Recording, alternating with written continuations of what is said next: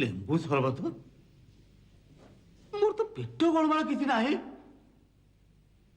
ଓ ବୁଝିଗଲି, ଜମିଦାର ଘରେ ବାୟୁ ନିଷ୍କାସନର ଖବର ପାଇ ବୋଧହୁଏ ଇଏ ବାୟୁ ନାଶ ପାଇଁ ବ୍ୟବସ୍ଥା ହେଇଛି।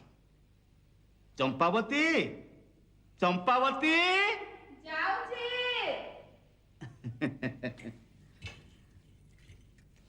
କଣ ହେଲା? ଏ ମୋର ଆଉ ବାୟୁ ଦୋଷ ନାହିଁ ମ, କେବେଠୁ କଟିଗଲାଣି ପରା। ବାୟୁ ଦୋଷ? ମୁଁ ତ ବାୟୁ ଦୋଷ କଥା କହିନି। ଆରେ କଥାରେ ସିନା କହିନ, ହେଲେ କାର୍ଯ୍ୟରେ ପ୍ରମାଣ କରିଦେଇଛ। ବାୟୁ ଦୋଷ ଅଛି ବୋଲି କାର୍ଯ୍ୟରେ ପ୍ରମାଣ କରିଦେଇଛି। ବୁଝିପାରୁନଟି? ସେଇଥିପାଇଁ ପରା କହେ ତମ ମୁଣ୍ଡରେ ପୁଳାଏ ଗୋବର ଅଛି, ଗୋବର।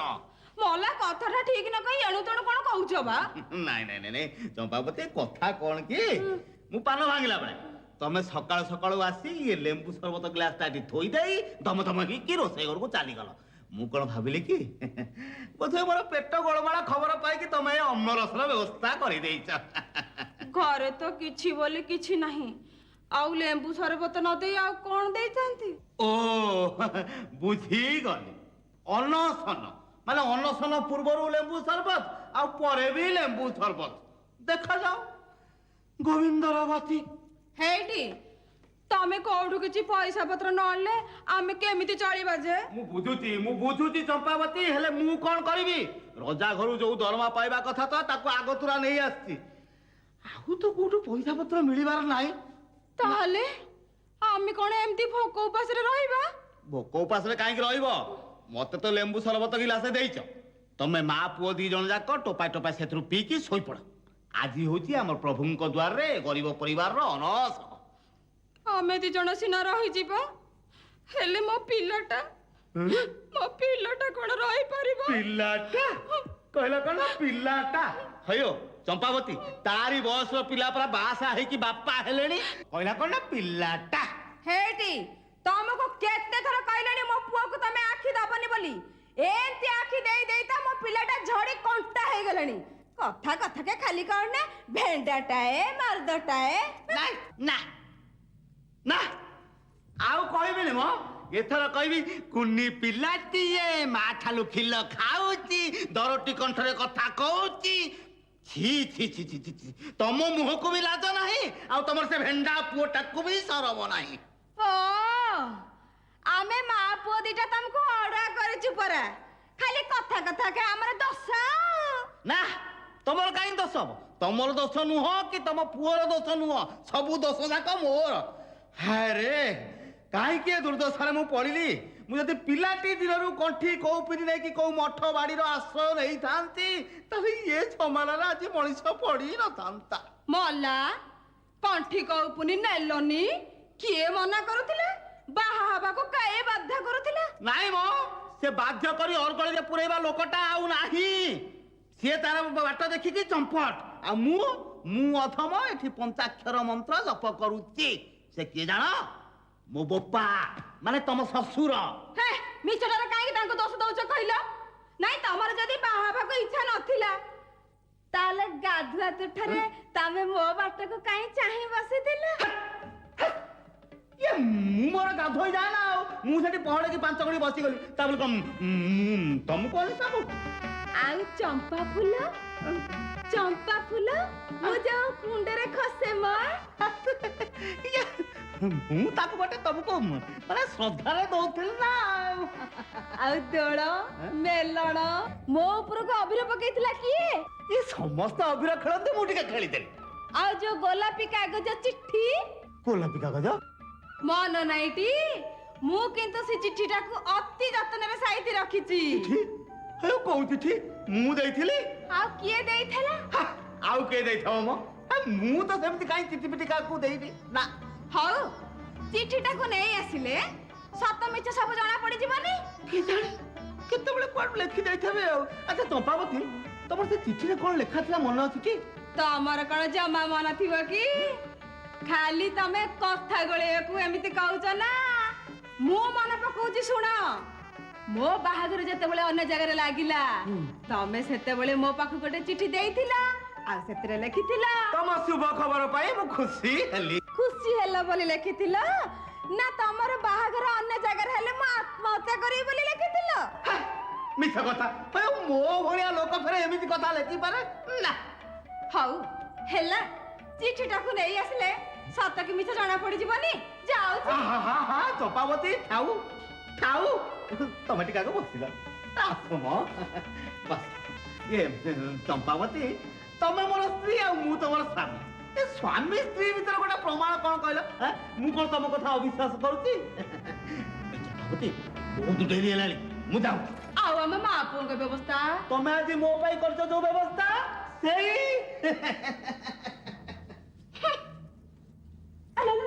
ପଟୁଆଟା ଛାଡିଗଲା। ମାୟୋ ଛତାଟା ବି। ଓହୋ, ଏଇଠି ଶୁଣୁଛ? ଆଉ ତମ ଛତା ପଟୁଆ ନବନି କି? ମୁଁ ଦେଖୁଛି ଚମ୍ପାବତୀ, ଖଞ୍ଜି ଦବାରେ ତମେ ବଡ ଓସ୍ତାଦ। ବିନ୍ଧାଣି ତ ତମକୁ ସରି ହବନି ଆଉ। ତା ନହେଲେ ମୋର ଯୋଉ ଭୁଲା ମନ ସପରା ଛାଡି ଛୁଡି ଦେଇ ଯାଇ ବାଟରେ ହଇରାଣ ହନ୍ତି। ଧନ୍ୟ କହିବ ସେ ବିଧାତାକୁ ଯେ ଗୋଟେ ମୋ ଭଳିଆ ବାଉଳା ମଣିଷକୁ ତମ ଭଳିଆ ଗୋଟେ ଚତୁର୍ଗୁଣା। ସତରେ ମୋର ବଡ ଭାଗ୍ୟ। ଥାଉ, ଆଉ ପ୍ରଶଂସା କର ନା। ଦେଖିଲେ କଥା ନ କହେ, ନ ଦେଖିଲେ କାନ୍ଦୁଥାଏ। କେତେବେଳେ ନୂଆ ସଂସାର କରିବାକୁ ମନ ବଳୁଛି ତ କେତେବେଳେ ମଠକୁ ଯିବାକୁ ମନ ଟାଣୁଛି। ହେଇଟି ତମର ଯଦି ମୋ ପ୍ରତି ସରଧା ଥାନ୍ତା ସେ କଥା ମନକୁ ଆସୁଥାନ୍ତା। ଆରେ ନାଇଁ ନାଇଁ ଚମ୍ପାବତୀ, ଗୋଟେ କେତେବେଳେ କଣ କହିଦେଲି ନା ଆଉ ସେଇ କଥାକୁ ମନରେ ଧରିକି ବସିଛ। ହେଇଟି ମୁଁ ଚାଲିଲି। ହେଇଟି ଘରେ କିଛି ବୋଲି କିଛି ନାହିଁ, ସେ କଥା ଯେମିତି ମନେ ରହେ। ସେଇ ତ ମୁସ୍କିଲ କଥା। ହେ ଚମ୍ପାବତୀ, ତମେ ତ ଜାଣ ଆମ ଘରେ କିଛି ନାହିଁ। କୋଉଠୁ କଣ ଆଣିଲେ ଚୁଲି ଉପରକୁ ହାଣ୍ଡି ଯିବ, ନଇଲେ ଏକାଦଶୀ ପାଳିବାକୁ ପଡିବ। ଟିକେ ଚକି ରଖି ଖର୍ଚ୍ଚ କଲେ ଚଳନ୍ତାନି। କାଲି ପରା ମୁଁ ତମକୁ ପଇସା ଦେଇଥିଲି, ଆଜି ଖର୍ଚ୍ଚ ହେଇଗଲା। ମଲା, ମୋ ପାଖରେ ଯେମିତି ଜମା କଲା ଭଳିଆ କହୁଛ। ଏ କୋଉଠି 2-4 ଦିନରେ 100-50-25 ଏମିତି ଆଣୁଛ। ସେଥିରେ ପୁଣି ପନିପରିବା, କ୍ଷୀର, ସଉଦା ଏଡା ସବୁ ଆସୁଛି। ଆଉ ପୁଣି ଧାର ଉଧାର ଯାହା ଅଛି ସିଏ ବି ସୁଝା ହଉଛି। ଆଉ ପଇସା ଆସିବ କୋଉଠୁ? ଏରେ ସେଥିରେ ତ ମୁଁ ଆଉ ଶାଢୀ ଗହଣା କିଣି ଦଉନି। ହଉ ହେଲା, ତମେ ଯଦି ଅଳ୍ପ ପଇସାରେ ଘର ଚଳିବାକୁ ଚାହୁଁଛ ଚଳ। ରାମ ରାମ ରାମ ରାମ ରାମ, ଏକାମ ଆଉ ମୁଁ। ହዮ ଚମ୍ପାବତୀ, ମତେ ସବୁ କଥା କହିବ, କଲେ ଏକଥା କହିବନି।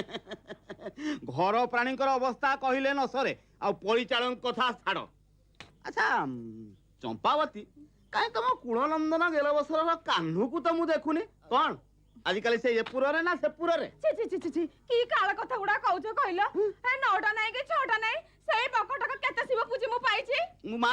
ମୁଁ ମାନୁଛି ତାକୁ ତମେ ଶିବ ପୂଜିକି ପାଇଛ। ହେଲେ ଶିବ ପୂଜିଲା ବେଳେ କୋଉଠି ଗୋଟେ ଗଲତି ରଖିଦେଇଛ। ତା ନହେଲେ ଏମିତି ଗୋଟେ ଯୋଗ ଜନ୍ମା ପୁଅ ଠାକୁର ଆମକୁ ଦେଇଥାନ୍ତେ। କାଇଁ ମୋ ପୁଅଟା କଣ ହେଇଯାଇଛି କି? କିଛି ନାହିଁ, କିଛି ନାହିଁ, ଖୁବ ଭଲ ଚମ୍ପାବତୀ। ଖାଲି ଯାହା ଗୋଟେ ପ୍ରାପ୍ତ ବୟସରେ ଯୌବନରେ ମାନେ ଗୋଟେ କଣ୍ଢେଇ ଖେଳ ଖେଳୁଛି। ମୋ ବାପ ପଣିଆକୁ ଧନ୍ୟ, ତା ପୁଅ ପଣିଆକୁ ଧିକ୍। ଶୁଣ, ଟିକେ ଠାକୁରଙ୍କୁ ଡାକ ଯେମିତି ଆଜି ମୁଁ ଖାଲି ହାତରେ ନ ଫେରେ। ପ୍ରଭୁ ହେ।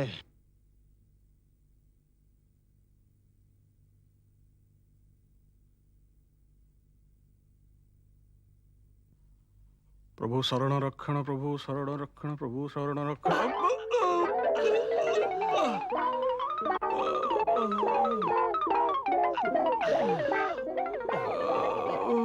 प्रभु, आज मोर घातचंद्र दोष थिला, कटी गला। मोर मध्य सेही जोग थिला पंडित महाशय। हाँ, सकाळू सकाळू परा खड़ी रत्ने कहितले आज तमर गोटाए दीर्घकाय चलंती जान सहित धक्का हब। चलंती जान सहित धक्का हब? हाँ, हेई पारे। हाउ हब कौन, एठी कटिगला। एठी कटिगला? अरे मु तो जान नुहे। आहा, एका कथा। आपण तो चलंती माने अचलंती नुहंती, ता छड़ा दीर्घकाय ठीक मिसी गला। उभयंकर ग्रह दोष कटिगला। ग्रह दोष सिना कटिगला पंडित महाशय, हेले शरीर पीड़ा आरंभ हो गला। माने आपण सहित मो देहर जोड़ी धक्का हैला, सेठी किछि मांस भीतर को पसी गला। ये पीड़ा कौन सहजरे जीव पंडित महाशय? छाणतु ग्रह दोष। ये पंडित महाशय कौन कहूच? महाराजा कौन उआसारे अछंती? महाराज उआसरे नाहंती, महामंत्री सहित बाहर को बुलिया को जाइछंती।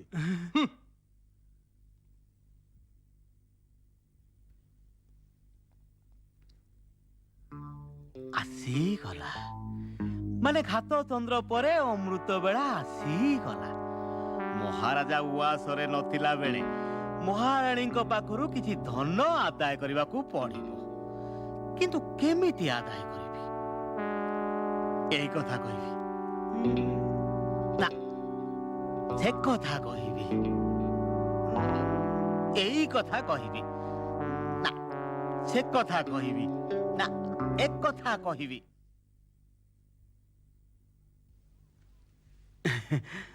ମହାରାଣୀଙ୍କର ଜୟ ହେଉ।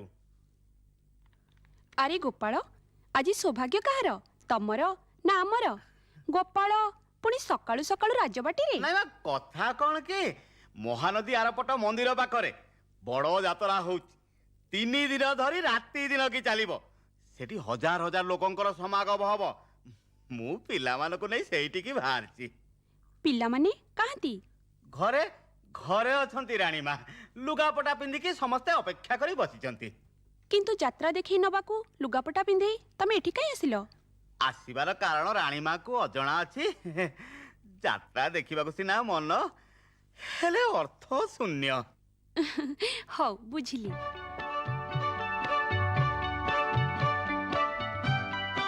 ଏଇ ନିଅ, ତମ ପିଲାମାନଙ୍କୁ ନେଇ ଯାତ୍ରା ଦେଖିବାକୁ ଯିବ। ରାଣୀମାଙ୍କର ଜୟ ହେଉ। ଆଚ୍ଛା ଗୋପାଳ, ସେ ଯାତ୍ରା ଖୁବ୍ ବଡ ଯାତ୍ରା ନୁହେଁ? ବଡ ବୋଲି ବଡ ରାଣୀମା, ସେ ଯାତ୍ରାର ମାହାତ୍ମ୍ୟ ମୁଁ କଣ କହିବି। ସେ ଯାତ୍ରା ପରା ଦେଖିବାକୁ ବିରଳ। ଆଉ ଯିଏ ଥରେ ସେ ଯାତ୍ରା ଦେଖିଛି ସେ ଜୀବନରେ କେବେ ହେଲେ ଭୁଲି ପାରିବ ନାହିଁ। ବାଜା ବାଜୁଥବ, ଆଲୁଅ ମାଳକୁ ମାଳ ଜଳୁଥବ, ଲୋକ ଆସୁଥିବେ, ଲୋକ ଯାଉଥିବେ। ଆଉ କୋଉଠି ନାଚ ତାମସା ତ, କୋଉଠି ବାଦି, ଆଉ କୋଉଠି ଦେଖିଲାକୁ ଦାସକାଠିଆ ତ, କୋଉଠି ଘୋଡା ନାଚ, ଆଉ କୋଉଠି ଦେଖିଲା ବେଳକୁ ବାଉଁଶ ରାଣୀ। ବୁଝିଲେ ନା ରାଣୀମା, ଜୀବନରେ ଥରେ ମାତ୍ର ସେଭଳି ଯାତ୍ରା ଦେଖିଯିବା ଉଚିତ। ତମ କଥା ଶୁଣି ମୋର ବି ସେ ଯାତ୍ରା ଦେଖିବାକୁ ଭାରି ଇଚ୍ଛା ହଉଛି। ଦେଖନ୍ତୁ ରାଣୀମା, ଆପଣ ନିଜ ଆଖିରେ ସେ ଯାତ୍ରା ଦେଖିଲେ ତାର ମାହାତ୍ମ୍ୟ କଣ ନିଜେ ବୁଝିପାରିବେ। ଆପଣ ଆଦେଶ କଲେ ଏ ଗୋପାଳ ପରା ସାଙ୍ଗେ ସାଙ୍ଗେ ନେଇ ଆପଣଙ୍କୁ ଯାତ୍ରାରେ ହାଜର କରାଇଦବ। ମୁଁ ତୁମ ସହିତ ନିଶ୍ଚୟ ଯାତ୍ରା ଦେଖିବାକୁ ଯିବି। ତୁମେ ଯାଅ ଘରେ ପଇସା ଦେଇ ଆସ, ତୁମେ ଫେରି ଆସିଲେ ଆମେ ଯାତ୍ରା ଦେଖିବାକୁ ଯିବା। ସେଠିକାର ଲୋକଙ୍କର ପରମ ସୌଭାଗ୍ୟ ବୋଲି ଧରି ନେବାକୁ ହବ। ଏ ରାଜ୍ୟର ରାଣୀ ଯାତ୍ରା ଦେଖିବାକୁ ଯିବେ, ଇଏ କଣ କମ ବଡ କଥା। ମୁଁ ଆସୁଛି ରାଣୀମା, ଏଇ ଗଲି ଆଉ ଆସିଲି।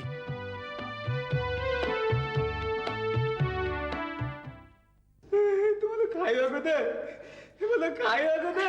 ଆରେ ମକୁ ତୁ ନିଅ ଭଲା। ଭୋକ ହେଲା ଯାଇଛୁ, ତୁମେ ଖାଇବାକୁ ଦେଲୁ। ଶୁଣୁ ବାପା, କାଇଁ ଏମିତି ଅବୁଝା ହଉଛୁ କହିଲୁ? କହିଲୁ ଘରେ କଣ ଅଛି ଯେ ମୁଁ ତତେ ଖାଇବାକୁ ଦେବି? ବାପା ଯାଇଛନ୍ତି, ପଇସା ଆଣିଲେ ସଉଦା ଆସିବ, ରୋଷେଇ। ନାଇଁ, ମୁଁ କିଛି ଜାଣିନି। ଯା, ଭୋକ ଖାଇବାକୁ ଦେଲୁ। ଖାଇଦେ, ମତେ ଖାଇଦେ, ମତେ ଖାଇଦେଲେ ତ ମନ ଶାନ୍ତି ହେଇଯିବ। ନାରୀ ମାଂସ କହିକି କାହାର ପଞ୍ଚାତ୍ମାକୁ ଶାନ୍ତି କରଉଛ କି ଚମ୍ପାବତୀ? ତମରି ପୁଅର। ତମେ ଗଲା ପରଠୁ ଝାମେଲା ଲଗେଇଛି ଯେ ଖାଇବାକୁ ଦେ, ଖାଇବାକୁ ଦେ ଏଯାଏଁ। ଗେଲା କରୁନ, ଆହୁରି କୋଳରେ ବସେଇକି ଥେଇ ଥେଇ କରି ଗେଲା କରୁନ। ଅବୁଝା ହବନି? ମଲା, ଦୁନିଆରେ ସବୁ ମା ମାନେ ପୁଅ ମାନଙ୍କୁ ଗେଲା କରନ୍ତି, ଆମେ ଏକା କରୁଛି ବା। କରନ୍ତି, ମୁଁ ମାନୁଛି ସବୁ ମା ମାନେ ପୁଅ ମାନଙ୍କୁ ଗେଲା କରନ୍ତି, ହେଲେ ତମ ଗେଲା ଟିକେ ଅଧିକା। ସତେ କିବା ଯଶୋଦା କୋଳରେ କାନୁ କେଳୁଛି। ଚୌଘ ଜନ୍ମଟା କୋଉ ବେଳ କାଳ ଦେଖି ମୋରି ଘରେ ଜନ୍ମ ହବାକୁ ଥିଲା। ଯାରେ ମକୁ, ତୁ କାହିଁକି ତାଙ୍କ କଥା ଶୁଣୁଛୁ? ଯା, ମୁଁ ରୋଷେଇ କରି ସାରିଲେ ତତେ ଡାକି ଆଣିବି। ଯାଇ ଯା, ମୋ ଧନ୍ତା ପରା, ମୋ ଧନ୍ତା, ମୋ ବାପା। ଯା ଯା ଯା। ଚାଲିଥାଉ, ଚାଲିଥାଉ। ଏ ଘରେ ଏମିତି କେତେ ଦିନ ବାଲ୍ୟ ଲୀଳା ଚାଲିବ? ଚାଲିଥାଉ। ହେଇଟି ପଇସା ପାଇଲ? ହରି ଚାହିଁଲେ ନିମିଷେ ସାଙ୍ଗେ ସାଙ୍ଗେ ମିଳିଗଲା। ଆଉ ପଇସା ପାଇଲା ମାତ୍ରେ ରାଜବାଟୀରୁ ସମସ୍ତ କାମ ଛାଡି ସଉଦା ପତ୍ର କିଣି ତମକୁ ଦବା ପାଇଁ ପୁରା ଆସିଲି। ବାଟରେ ବିଘ୍ନ ସହିତ ଦେଖା ହେଇଗଲା, ତାକୁ ସଉଦା ପାଇଁ ପଠେଇ ଦେଇ ତମକୁ ଟିକେ ଦେଖା କରିବାକୁ ଚାଲି ଆସିଲି ପରା। ହଉ, ବିଘ୍ନ ସଉଦା ପତ୍ର ଆଣିକି ଦେଲେ ତମେ ରୋଷେଇବାସ କରି ତମର ଆଦରର କାନୁକୁ ଖୁଆଅ, ଆଉ ତମେ ମା ଯଶୋଦା ବି ଖାଅ। ଆଉ ତମେ? ଏଠି ତ ବାଲ୍ୟ ଲୀଳା ଚାଲିଛି, ସେଠି ନନ୍ଦର କଣ କାମ? ସବୁ କାମ ତ ମା ଯଶୋଦାର। ହଉ, ଏଥର ମୁଁ ଆସୁଛି। କଣ କୁଆଡେ ଯିବ କି? ରାଜବାଟୀ କି? ରାଜବାଟୀରୁ ପୁରା ଏବେ ଫେରିଲ ପୁଣି କାହିଁକି ଯିବ? ତମେ ସେ କଥାର ମର୍ମ ବୁଝି ପାରିବନି ଚମ୍ପାବତୀ। ଏଇ ରାଜବାଟୀର ପୁରା ସବୁ କାମରେ ଗୋପାଳର ଉପସ୍ଥିତି ଦରକାର। କେତେବେଳେ ରାଜାଙ୍କ କାମ, ଆଉ କେତେବେଳେ ରାଣୀଙ୍କ କାମ, ଆଉ କେତେବେଳେ ଇଏ ପ୍ରଜାଙ୍କ କାମ। ବୁଝିଲ ବୁଝିଲ ଚମ୍ପାବତୀ, ଏ ଗୋପାଳ ଯୋଉ କାମରେ ହାତ ନ ଦେଇଛି ସେ କାମ ପୁରା ସେଇଠି। ମୁଁ ଆସୁଛି।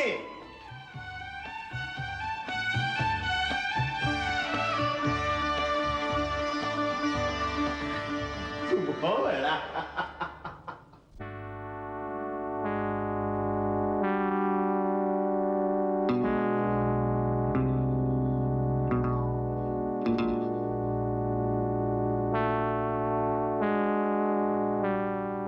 ମଣିମାଙ୍କର ଜୟ ହେଉ। ଆସ ଗୋପାଳ, ତମେ ପ୍ରକୃତ ସମୟରେ ଆସି ଯାଇଛ। ଏ ଗରିବ ଗୋପାଳ ଆପଣଙ୍କ ସେବା ପାଇଁ ସଦାବେଳେ ପ୍ରସ୍ତୁତ। କୁହନ୍ତୁ ଛାମୁ, ଏ ଦାସ ଆପଣଙ୍କର କଣ ସେବା କରିପାରେ? ଗୋପାଳ, ମହାରାଣୀ ଯାତ୍ରା ଦେଖି ଯିବା ପାଇଁ ଜିଦ୍ ଧରି ବସିଛନ୍ତି। ଯେତେ ବୁଝେଇଲେ ବି ବୁଝୁନାହାନ୍ତି। ତମେ କୁହ ଗୋପାଳ, ଆମ ରାଜ ପରିବାରର ମର୍ଯ୍ୟାଦା କେତେ? ଏଥିରେ କଣ ମହାରାଣୀଙ୍କର ଯାତ୍ରା ଦେଖି ଯିବା ଉଚିତ ହବ? ଆଦୌ ନୁହେଁ ମଣିମା। ଏ ରାଜ ପରିବାର ମାନ କେତେ, ଥାନ କେତେ, ଆଉ କେହି ନୁହେଁ, ଖୋଦ ରାଣୀ ମା ଯାତ୍ରା ଦେଖିବାକୁ ବାହାରିଛନ୍ତି। ଏଥିରେ ରାଜ ପରିବାର ମାନ ସମ୍ମାନ ରହିବ ତ? ହେଇଟି ମଣିମା, ଆପଣ ଟିକେ ରାଣୀ ମାକୁ ବୁଝେଇ ଦଉନାହାନ୍ତି। ମୁଁ ଅନେକ ବୁଝେଇଲିଣି, କିନ୍ତୁ ବୁଝୁନାହାନ୍ତି। ଏଇଆ ତ। ଆପଣ ଆଦୌ ଚିନ୍ତା କରନ୍ତୁନି ମଣିମା, ଏ ସେବକକୁ ଆଦେଶ କରନ୍ତୁ। ଏ ସେବକ ତାର ସେବା କାର୍ପଣ୍ୟ ଭକ୍ତି ବଳରେ ରାଣୀ ମାଙ୍କୁ ବୁଝେଇବାକୁ ଚେଷ୍ଟା କରିବ। ମୁଁ ତମକୁ ଆଦେଶ କରୁନି ଗୋପାଳ, ବରଂ ଅନୁରୋଧ କରୁଛି। ତମେ ମତେ ସାହାଯ୍ୟ କଲେ ମୁଁ ତମକୁ ପୁରସ୍କାର ଦେଇ ସନ୍ତୁଷ୍ଟ କରିବି। ପୁରସ୍କାର ତ ଛାମୁ ଦେବେ, ତେବେ କଣ ଭାବୁଛ ଗୋପାଳ? ଉପାୟ ଉପାୟ ମାନେ ମାନେ ମାନେ ମହାରାଣୀଙ୍କର ଯାତ୍ରା ଯୋଉଙ୍କୁ ଝଡେଇ ତାଙ୍କୁ ଶାନ୍ତି କରିବା ପାଇଁ ଫେର ତ ଉପାୟ ପାଞ୍ଚିବାକୁ ପଡିବ ମଣିମା। ତମେ ଯାହା ଉପାୟ ଚିନ୍ତା କରୁଛ କର। ମୋର ଯେପରି ମାନ ସମ୍ମାନ ରକ୍ଷା ହୁଏ ସେଥିପାଇଁ ଚେଷ୍ଟା କରିବ। ମୁଁ ତମ ଉପରେ ସମ୍ପୂର୍ଣ୍ଣ ଦାୟିତ୍ୱ ଦେଲି ଗୋପାଳ। ଯଥା ଆଜ୍ଞା ମଣିମା। ମୁଁ ଆସୁଛି ଗୋପାଳ। ମଣିମା, ଭଗବାନ ତୁମେ କଣ ଦୟା ନ କର, ଗୋଟିଏ ତୀରରେ ଦିଟା ଶିକାର। ମହାରାଣୀଙ୍କର ଯାତ୍ରା ଦେଖି ଯିବା ପାଇଁ ପୁରସ୍କାର, ମହାରାଜାଙ୍କର ଯାତ୍ରା ନ ଦେଖି ଯିବା ପାଇଁ ପୁରସ୍କାର। ଦେଖାଯାଉ ଗୋବିନ୍ଦର ଗତି।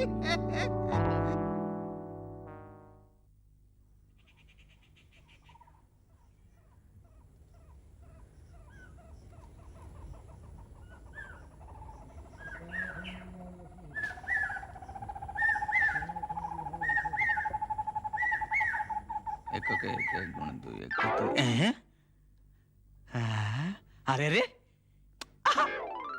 ଇଏ ତ ଆମ ଗୁରୁଙ୍କ ଭଳି ଜଣା ଯାଉଛନ୍ତି। ନା, ଖରାରେ ଆସି ଆଖି ଦିଟା ବୋଧେ ଜଳକା ହେଇଯାଇଛି। ଦେଖେ, ହଁ ଇଏ ତ ତାଙ୍କରି ଭଳି ଲାଗୁଛନ୍ତି। ଇଏ କଣ ତାହେଲେ ତାଙ୍କ ପୁଅ? ନା, ପୁଅ ତ ଏତେ ବଡ ହବ ନାହିଁ, ସେଟା ତ ଛୋଟିଆ। ଇଏ ନିଶ୍ଚୟ ତାଙ୍କ ଭାଇ। ନାଇଁ ମ, ତାଙ୍କର ତ ଭାଇ ଫାଇ କେହି ନାହାନ୍ତି। ଠିକ ଅଛି, ଯାଇ ଦେଖେ।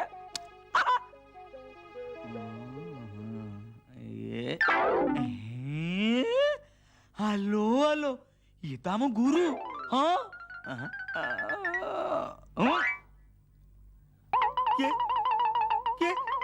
ହାय ବାବା, ଏ ଜଙ୍ଗଲରେ କିଏ ତ୍ରାହି ପଡିଲ? ହାୟ ବାବା, ମୁଁ ଠାକୁର ଠାକୁରାଣୀ ନୁହେଁ କି ତାଙ୍କ ପୂଜକ ନୁହେଁ, ମୁଁ ଜଣେ ସାଧାରଣ ମଣିଷ। ଆରେ ମୋ ଜୋଳ ଦିଟା ଛାଡ, ମୁଁ ଯାଏ।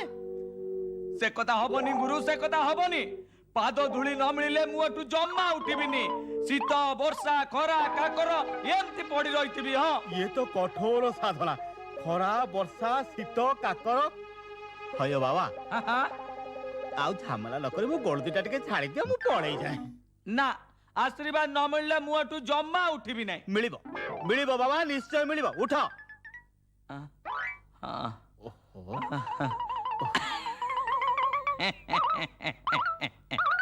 ଆରେ ବିଘ୍ନ ତୁ? ମୁଁ ଭାବିଲି ଆଉ କିଏ ନା। ଆଉ ଆଚ୍ଛା, ଏଠିକି ଚାଲି ଆସିଲ କେମିତି? ଗୁରୁଙ୍କ ଦର୍ଶନ ପାଇଁ ମନଟା ଅସମ୍ଭାଳ ହେଲା। ଆଉ ଖୋଜି ଖୋଜି ଆସୁ ଆସୁ ଏଠି ନଜରଟା ପଡିଗଲା। ଆଚ୍ଛା, ମତେ କୋଉଠି କୋଉଠି ଖୋଜୁଥିଲ ବିଘ୍ନେଶ୍ୱର? ଘର ଖୋଜିଲି, ନ ପାଇ ଦ୍ୱାର ଖୋଜିଲି, ହାଟ ଖୋଜିଲି ନ ପାଇ ଘାଟ ଖୋଜିଲି, ମଠ ଖୋଜିଲି ବାଟ ଖୋଜି ଖୋଜି ଆସି ଏଠି ପହଞ୍ଚି ଗଲି। ଭଲ କଲ ବିଘ୍ନେଶ୍ୱର, ଆଜ୍ଞା। ଖୁବ୍ ଭଲ କଲ। ଇଏ ଗୁରୁ, ମୁଁ ଗୋଟେ କଥା ପଚାରିବି? ଗୋଟାଏ କାହିଁକି, ଯେତେ କଥା ପଚାରିବାର ଅଛି ପଚାର। ନାଇଁ କଥା କଣ କି ଗୁରୁ, ଏବେ ଗୁରୁ କଣ କୃଷି ଉପରେ ଗବେଷଣା କରୁଛନ୍ତି କି? ଇଏ ତ ଆଉ ଫସଲ କିଆରି ନୁହଁ ବିଘ୍ନେଶ୍ୱର, ଇଏ ହେଲା ଜଙ୍ଗଲ। ତମର କାହିଁକି ଆଖି ଦୋଷ ଥିଲା ଭଳିଆ ମତେ ଲାଗୁଛି। ଶୀଘ୍ର ଏହାର ପ୍ରତିକାର କର ବିଘ୍ନେଶ୍ୱର, ନହେଲେ ଦିନଟା ରାତି ଭଳିଆ ଦେଖାହବ। ଗୁରୁ, ମୋର ଚକ୍ଷୁ ଦୋଷ ନାହିଁ ଗୁରୁ।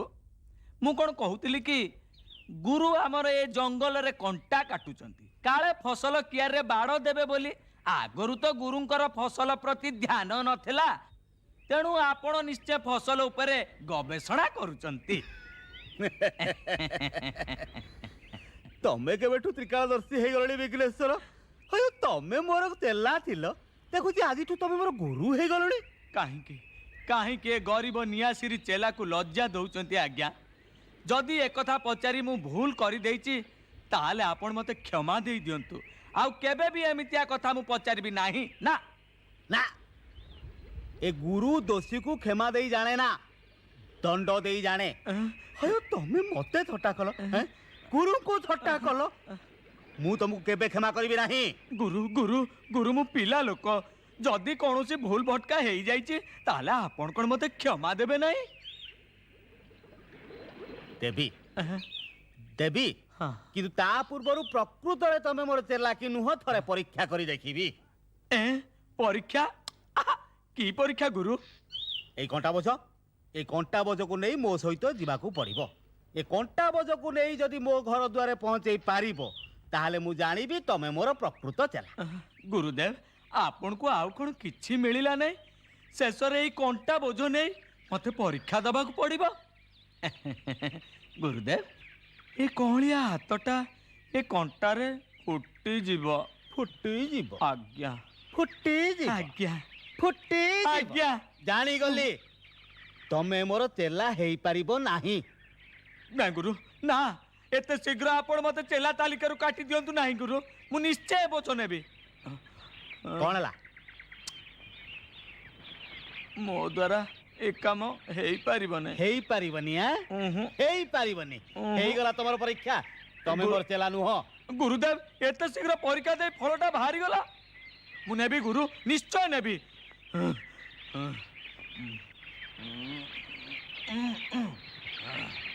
ଆସ। ଚାଲନ୍ତୁ।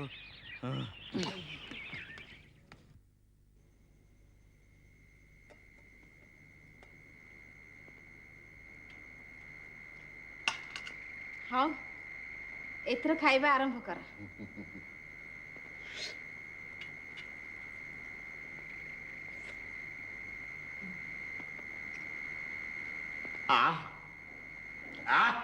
ଆଜି ବି ଖାଇବାଟା ଭାରି ବଢିଆ ହେଇଛି। ଭଲ ହେଇଛି? ଭଲ ହେଇଛି ମାନେ ଦେବତୁଲ୍ୟ ଖାଦ୍ୟ ତ। ଆଉ ଗୋଟେ ଦେବି? ନାଇଁ ନାଇଁ ଥାଉ, ଆଉ କଣ କିଛି ଦେବିନି? ଏତିକିରେ ତ ପଞ୍ଚ ଆତ୍ମା ଶାନ୍ତି। ତମେ ପୁରା କ୍ଷୀରି ଖାଇବାକୁ ଭଲ ପାଅ? ଭଲ ପାଏ ମାନେ ମୁଁ ପୁରା ଭାରି ଭଲ ପାଏ। ମୁଁ ତ ତମ ପାଇଁ କ୍ଷୀରି ତିଆରି କରିଛି, ଖାଅ। କ୍ଷୀରି?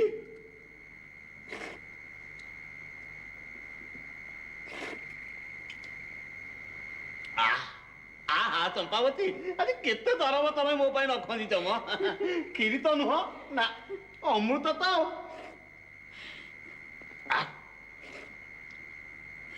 ଚମ୍ପାବତୀ, ମୋର କାହିଁ ମନେ ହଉଛି ଆଜି ମା ଲକ୍ଷ୍ମୀ ନିଜେ ବୋଧେ ପାକଶାଳା ଆଡେ ବିଜେ କରିଥିଲେ। ତା ନହେଲେ ଏତେ ଦରବ ଆଉ ଏଭଳିଆ ସୁସ୍ୱାଦୁ ଦରବ କେବେ ତ ତିଆରି ହେଇନଥିଲା। ନା, ଯାହା ମା ଲକ୍ଷ୍ମୀଙ୍କର ଦୟା। ଆଚ୍ଛା ଚମ୍ପାବତୀ, ଆଜି କିଛି ଓଷା ବ୍ରତ ପଡିଛି କି? କାହିଁ ନାହିଁ ତ। ଆଉ ଏତେ ପ୍ରକାର ଖାଦ୍ୟ ତିଆରି ହେଇଛି କାହିଁକି? ତମେ ଜାଣିନଟି? ଆଉ ଏଇଥିରେ କହିବ ମୋ ମୁଣ୍ଡରେ ବିଶୁଦ୍ଧ ଗୋବର ଅଛି। ତମେ ତ ଭାରି ବୁଦ୍ଧିଆ। ଆଜି ପୁରା ତମର ଜନ୍ମଦିନ। ଏମନ୍ତ ତମେ ତାହେଲେ ମୋ ଜନ୍ମଦିନ ପାଳନ କରୁଛ? ସୁଝିଦବା ମ, ଆମେ ବି ତମ ଜନ୍ମଦିନ ପାଳନ କରିଦବା। ଆଉ ତମେ ଏବେ କୁଆଡେ ଯିବ କି? ରାଜବାଟିକୁ ହେଁ ଏ ରାତିଟାରେ ରାଜବାଟି କାହିଁକି ଯିବ? ବୁଝିଲ ଚମ୍ପାବତୀ, ଏ ରାଜା ଘରେ ଚାକିରି କରି ରାତି ଦିନ କିଛି ନାହିଁ। ଯେତେବେଳେ ମଣିମାଙ୍କର ଆଦେଶ ହବ ସେତେବେଳେ ତାହା ପାଳିବାକୁ ବାଧ୍ୟ। ଆଜି ଜନ୍ମଦିନଟାରେ ନଗଲେ ହୁଅନ୍ତାନି? ଆମେ ବସି ଏଠି କଥା ଭାଷା ହୁଅନ୍ତେ। ଓ ବୁଝିଗଲି, ମୋ ଜନ୍ମଦିନଟା ମୌଜରେ କଟେଇବା ପାଇଁ ତମର ଇଚ୍ଛା। ହଉ ହେଲା, ମୋ ଜନ୍ମଦିନଟା ନହେଲା ନାହିଁ, ତମ ଜନ୍ମଦିନରେ ଅବା ନହେଲେ ତମ କୁଳ ନନ୍ଦନଙ୍କ ଜନ୍ମଦିନରେ ମୌଜରେ ଖୁସିରେ ଗପସପ ହେଇକି ଦିନଟା କଟେଇ ଦବା ଆଉ କଣ। ହେଇଠି ଆଜି ରାତିଟା ରାଜବାଟିକି ନଗଲେ କଣ ମୁଣ୍ଡ କାଟ ହେଇଯିବ? ମୁଣ୍ଡ କାଟ ସିନା ମୋର ହବନି ଚମ୍ପାବତୀ, ହେଲେ ତେଣେ ରାଜାରାଣୀଙ୍କ ଭିତରେ ଗୋଟେ ପ୍ରାଚୀର ଛିଡା ହେଇଯିବ ପରା। କାହିଁକି? ସେଇ ତ କଥାର ମର୍ମ। ରାଣୀଙ୍କର ଏକାଜିତ ଯେ ସେ ଯାତ୍ରା ଦେଖିବାକୁ ଯିବେ, ଆଉ ରାଜାଙ୍କର ଏକାଜିତ ରାଣୀ ଯାତ୍ରା ଦେଖିବାକୁ ଯିବେ ନାହିଁ। ସେଥିରେ ତମେ କଣ କରିବ? ବୁଦ୍ଧିର ଖେଳ, ଏମିତି ବୁଦ୍ଧିର ଖେଳ ଖେଳିଦେବି ଯେ ରାଣୀଙ୍କର ଯାତ୍ରା ଦେଖିବା ଆପେ ଆପେ ବନ୍ଦ ହେଇଯିବ। ହେ ତମେ କଣ ଜଡି ମନ୍ତ୍ର ଜାଣିଲ ନା କଣ? ଜଡି ମନ୍ତ୍ର ନୁହଁ ମୋ ଚମ୍ପାବତୀ, ଇଏ ହଉଛି ବୁଦ୍ଧିର ଖେଳ। ଏମିତି ବୁଦ୍ଧି ଲଗେଇ ଦେବି ଯେ ରାଣୀଙ୍କର ଜିଦ୍ ଭାଙ୍ଗିଯିବ। ରାଣୀ ବି ଖୁସି, ଆଉ ରଜା ବି ଖୁସି, ଆଉ ଆମେ ବି ବକ୍ସିସି ପାଇକି ଖୁସି। ତମେ ଏଥିରେ ବକ୍ସିସ ପାଇବ? ଏୟୋ ବିନା ବକ୍ସିସରେ କଣ ଇଏ ଗୋପାଳ କେବେ ପାଦ ଆଗକୁ ବଢାଏ? ଦୀପ ତେଜିଲେ ହାତ ଅବଶ୍ୟ ଚିକଣ ହବ ହିଁ ହବ। ମୁଁ ଯାତ୍ରା ଦେଖି ଯିବାକୁ ଶିବିକାର ବନ୍ଦୋବସ୍ତ ହେଇଛି। ସବୁ ବ୍ୟବସ୍ଥା ହେଇଛି ରାଣୀମା। ଆଉ ମୋ ସାଙ୍ଗେ ଯିବା ପାଇଁ ଦାସୀମାନେ ଆପଣଙ୍କ ଅପେକ୍ଷାରେ ଅଛନ୍ତି ରାଣୀମା। ଆପଣଙ୍କୁ କହିବାକୁ ମୋର ସାହସ ହେଉନାହିଁ, ତଥାପି ତମେମାନେ ତ ମୋ ଭଉଣୀ ପରି, ପରାମର୍ଶ ଦେବାରେ ଦୋଷ କ'ଣ? ଆପଣ ଯାତ୍ରା ଦେଖି ଯିବାକୁ ମହାରାଜ ବିରୋଧ କରିଛନ୍ତି। ଆପଣ ତାଙ୍କ ଇଚ୍ଛା ବିରୁଦ୍ଧରେ ଯିବାଟା। ମହାରାଜଙ୍କର ଯେମିତି ଅଭିଳାଷ ଅଛି, ମୋର ବି ସେମିତି ଅଭିଳାଷ ଅଛି। ମୁଁ ତ ତାଙ୍କ କାର୍ଯ୍ୟରେ କେବେ ବାଧା ଦେଇନି, ସେ କାହିଁକି ମୋ କାର୍ଯ୍ୟରେ ବାଧା ଦେଉଛନ୍ତି? ମୁଁ ଗୋପାଳକୁ ଅପେକ୍ଷା କରିଛି, ସିଏ ଆସିଲେ ମୁଁ ନିଶ୍ଚୟ ଯାତ୍ରା ଦେଖିବାକୁ ଯିବି।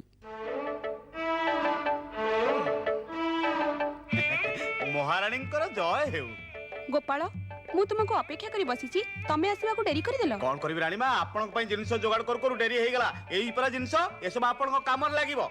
এই কଣ୍ଟାଗୁଡ଼ା ମୋର କି କାର୍ଯ୍ୟରେ ଲାଗିବ? ବୁଝିପାରିଲେନି କି ରାଣୀମା, ଏଗୁଡ଼ା ସବୁ ମାନେ ଦେହର ଚାରିପଟେ ବାନ୍ଧିକି ଯିବାକୁ ପଡିବ, ନହେଲେ ସେଠି ଯୋଉ ଲୋକ ନା ଦେହରେ ହାତ ଲଗେଇ ଦେବେ। ମୁଁ ତ ଶିବିକାରେ ଯିବି, ମତେ କିଏ ଛୁଇଁବ? ସେ ଯାତ୍ରାର ନିୟମ, କୌଣସି ଯାତ୍ରୀ ଯାନବାହନରେ ଆସିପାରିବେ ନାହିଁ। ପୁଣି ଗୁଣ୍ଡା ମାନଙ୍କର ଉପଦ୍ରବ ନ କହିଲେ ଭଲ। ତାଙ୍କ ଦାଉରୁ ରକ୍ଷା ପାଇବା ପାଇଁ କଣ୍ଟା ଗୋଛା ଦେହରେ ବାନ୍ଧିକି ଯିବାକୁ ପଡିବ। ହଁ, ମୁଁ ସେଭଳି ସ୍ଥାନକୁ ଯିବାକୁ ଚାହେଁନି। ମୁଁ ଏ ରାଜ୍ୟର ରାଣୀ, ମୁଁ ପୁଣି ଦେହରେ କଣ୍ଟା ବାନ୍ଧି ଯାତ୍ରା ଦେଖିବାକୁ ଯିବି? ତମେ ଯାଅ ଗୋପାଳ, ମୋର ଆଉ ସେ ଯାତ୍ରା ଦେଖି ଯିବା ଦରକାର ନାହିଁ। ଯାହା ମହାରାଣୀଙ୍କ ଇଚ୍ଛା। ମତେ ଏଥର ବିଦାୟ ଦିଅନ୍ତୁ ରାଣୀମା।